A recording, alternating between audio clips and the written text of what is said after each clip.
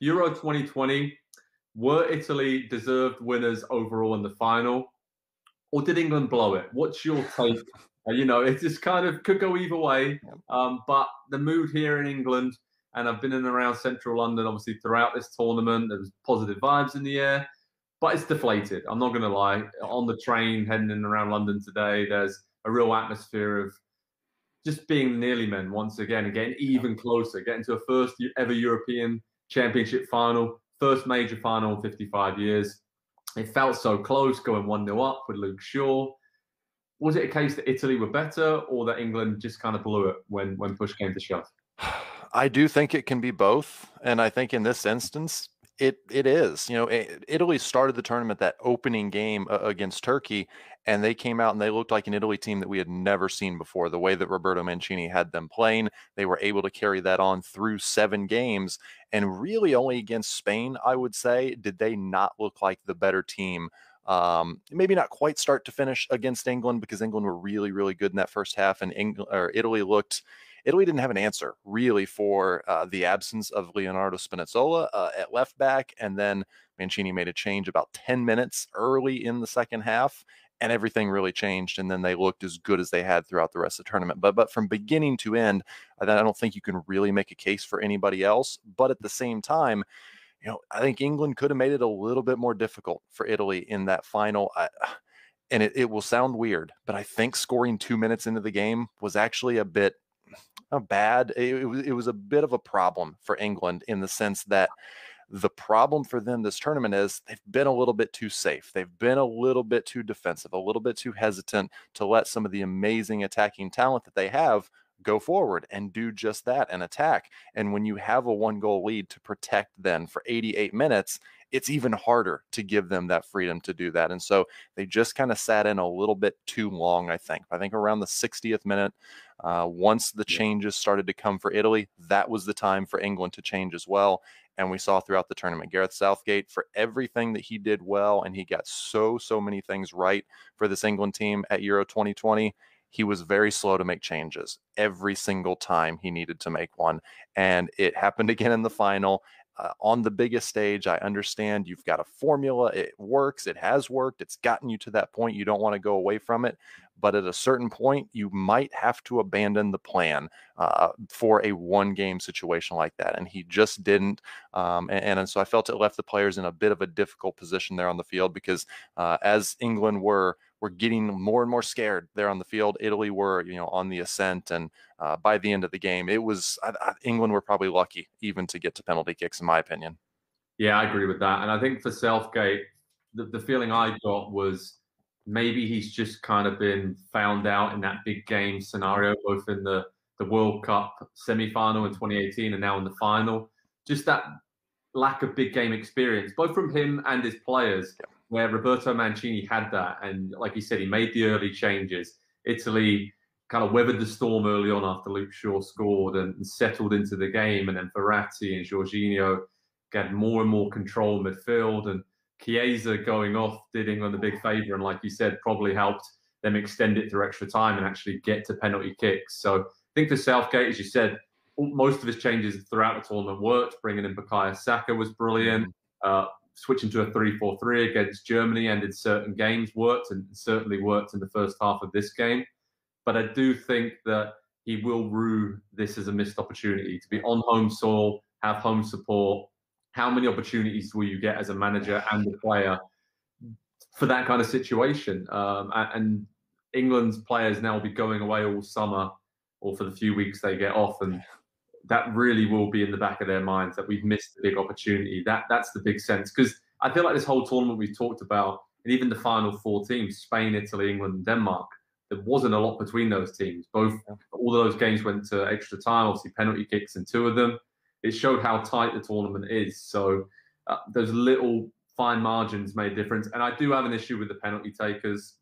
Obviously spoke to Southgate afterwards at Wembley. I was in his press conference, and he said that was all on him. He selected the penalty kick takers, and Jack Grealish has come out on social media and said he put his hand up and wanted to take one, but the manager decided who was going to take it. And I expected Jordan Pickford to take one because he's one of England's best penalty kick takers. He took one in a shootout in the Nations League, which they won.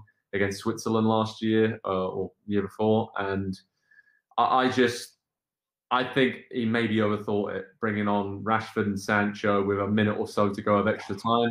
Seemed a little bit too clever, and they just had no chance to get into the rhythm of the game. They were sat on the bench for, 2.5 hours watching the team, and then all of a sudden thrust into the limelight of the biggest moment in English soccer since 1966. So for me, obviously it's cruel for England to lose like that. I think Italy deserved it, showed that extra nous. And I think for Southgate, it's particularly cruel considering 25 years ago, he was the man who missed the penalty kick in the European Championship semi-final at Wembley for England to get knocked out. And now he suffered the same fate as the manager. But the Three Lions, I think there is a bright future for them. If we look ahead to 2022 World Cup, Southgate said he wants to lead them through that tournament and then maybe figure out his future after that. But last two tournaments, semi-final and finishing runners-up to a very good Italy team, that's no disgrace for England. As for Italy, though, huge credit to Roberto Mancini. Turned things around after they didn't qualify for the last World Cup. I mean, how did they do it, Andy? Because, as you said, they weathered the storm there. They've been experienced. They've got a good kind of blend of youth and experience throughout this tournament, right? Absolutely. And I know it's a cliche and it gets thrown around a lot, but really with this Italy team, the team was the star. There's not really an individual, at least on a global superstar level, that stands head and shoulders above everybody else. And I think a lot of past Italy teams have had that. I think that has led to kind of a hierarchy within the team, and that has caused some issues. We know that Bonucci and Chiellini there are the leaders and probably the two most well-known individuals on that team, but they're warrior-like center backs there, and they are, they're players, I think, with 130 or 230 some caps between them for Italy. So the experience really was, I think, kind of the foundational, piece for this Italy team. And then Mancini, from there, he really made the team exactly as he wanted it. The midfield three with Jorginho and Barella and Locatelli in there, and even to start games with Marco Verratti as well. That three in there just completely befuddled a lot of teams in this tournament. The press that they put, against the opponents and put them under pressure. It was just, there was always an answer. I guess is what I'm saying is even when they found themselves struggling for 45 minutes against England, there was always somebody that could come off the bench. It was Domenico Berardi in the final. You take off Ciro Immobile and you go completely fluid, positionless up top, and it's no longer static. It's no longer stationary, with Immobile just getting swallowed up by the three center backs for England and caused all sorts of problems. So I look at the job that Mancini did, and I think if with time, we will look back and say, as far as international tournaments go, one of the most masterful, best jobs that a manager has ever done, managing not games, not the tournament, but individual situations, little blocks of the game. And that's the thing that Southgate wasn't able to do in this final. And so much of the credit, I think, has to go to Mancini, because he took over a team that didn't qualify for the World Cup. Italy, that didn't qualify for the World Cup. He took that job and immediately began building towards this tournament. He had an idea in mind. He had a plan of how to enact that, and he got them there in the end. And that meticulous planning, I think, throughout the tournament, as you said, was the big difference. And the fact that it was that total team effort where he would often make subs early in the second half. The players were fresh. Everyone was involved. There was a lot of rotation. And that happened throughout the tournament, but particularly in the knockout rounds. And I think that made a difference because Italy had an extra 24 hours rest than England. Yeah. They made a lot more subs. Southgate hardly made any subs in the semi-final against Denmark. And you just got the sense that Italy were re-energized, and they knew, like you said, they were playing in blocks throughout each half. They knew that they'd have to weather the storm early, with England being at home in front of mostly home fans. They got through that only 1-0 down, and then they grew in confidence. So, yeah, great blend of youth experience, and then big name players like Chiellini and Bonucci, and Donnarumma obviously coming up big as well. But then so many great storylines when you look at, Spinazzola coming from absolutely nowhere, and then emerging stars like Barella as well. Just a really good total team performance for Italy. And I think they're going to be obviously very tough to beat at the World Cup in 18 months' time. Andy, talking about the tournament overall, because we've talked about it a lot throughout the summer. Wonderful tournament, great strength and depth throughout this tournament. As we said, arguably tougher to win this one than it is to win the World Cup at times.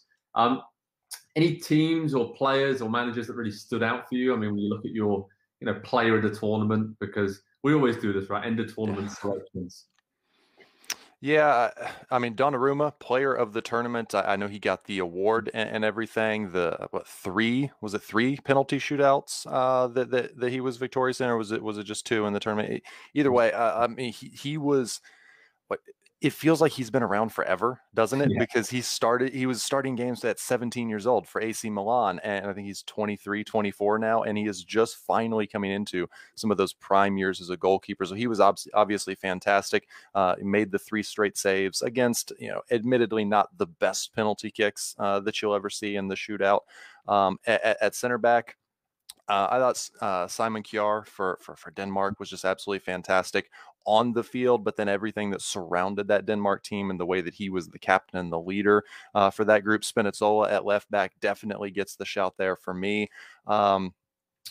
Other players that stood out, I thought Harry Kane was really good once we got into the knockout rounds. I think maybe a lot of people expected to see a little bit more during the group stage. Lorenzo Insigne for Italy as well. You're starting to see, kind of the 4 teams that got into the semifinals there. Pedri, probably the breakout star, I think, of Euro 2020.